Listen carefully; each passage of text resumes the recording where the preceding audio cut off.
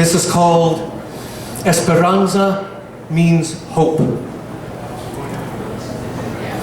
Espy loves the monkey bars. She could hang on them all day. And after 3 hours of English class, they'll let her out to play. Her eyes are brown, her skin is too, and her smile could break your heart. But her homeland and this brown skin will tear this family apart. She longs to learn our language, to count and pledge the flag, but the world will not embrace this child, and frankly, that's a drag. Her mother's Guadalupe. She comes from Itzatlan, and all she wants is a better life here in a wealthy land. Her father's Santiago. He's been back and forth 6 times, works hard all day, prays every night, convicted of no crimes. He's picked peaches for 15 hours a day, tarred roofs and poured cement. Every time the paycheck came, back home was where it went.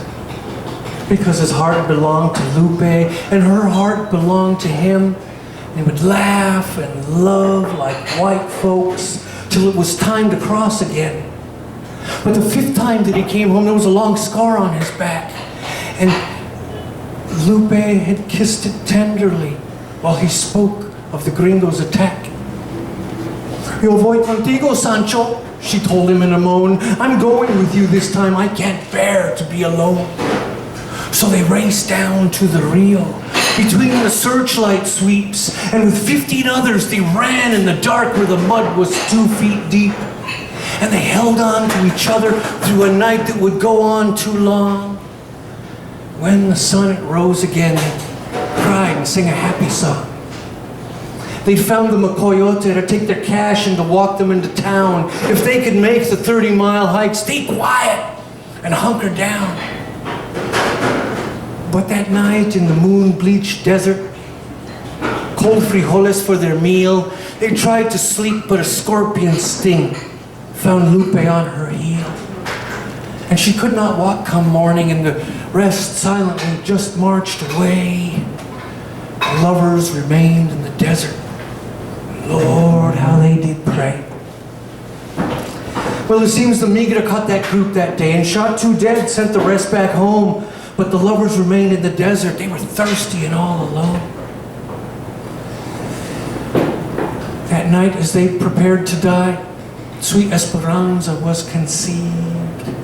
All the stars burned overhead like cigarette tips. They loved, and they cried, and they breathed. Well, the next morning, Lupe could walk again, so they stumbled to a road of dirt, and a white-haired woman in a pickup truck stopped when she realized that Lupe was hurt.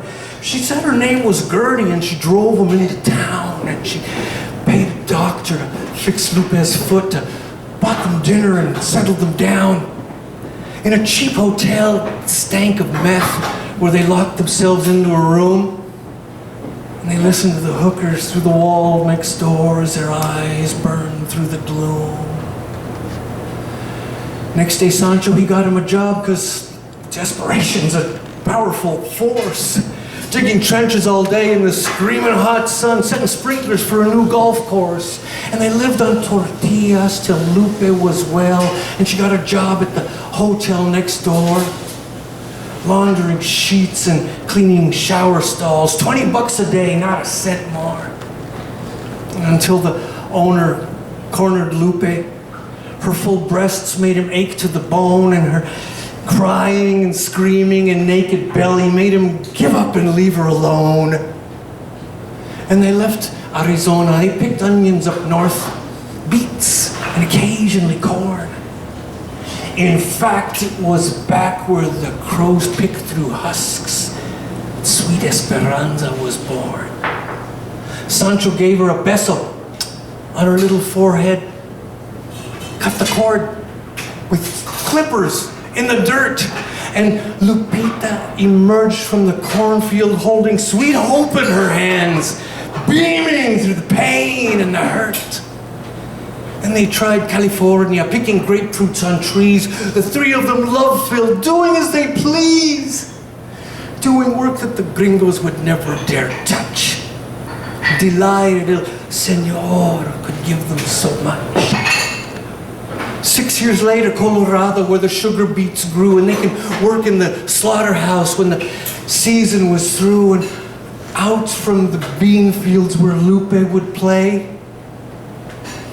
She made friends in a first grade classroom one fine day. Now she rides a school bus to the trailer when the school day is finally done, watching cartoons and coloring paper is this angel's idea of fun.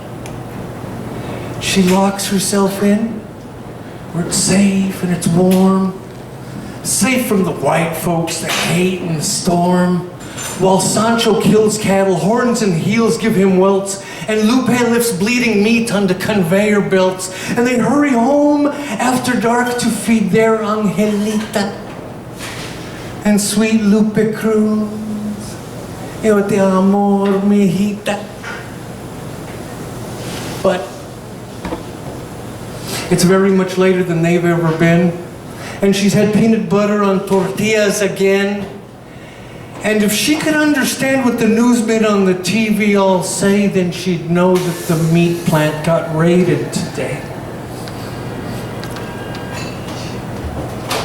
They say that in India, it's the lowest caste who clean sewage, pick garbage, to the poorest and the last. And I guess it's all right to the whole population that they grovel and suffer such humiliation. Karma says it's deserved. Someone's got to do it. And they're practically animals anyway, so heck, screw it.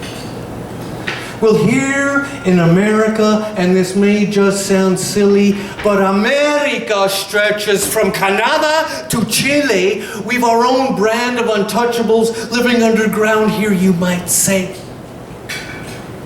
We call them illegals or aliens.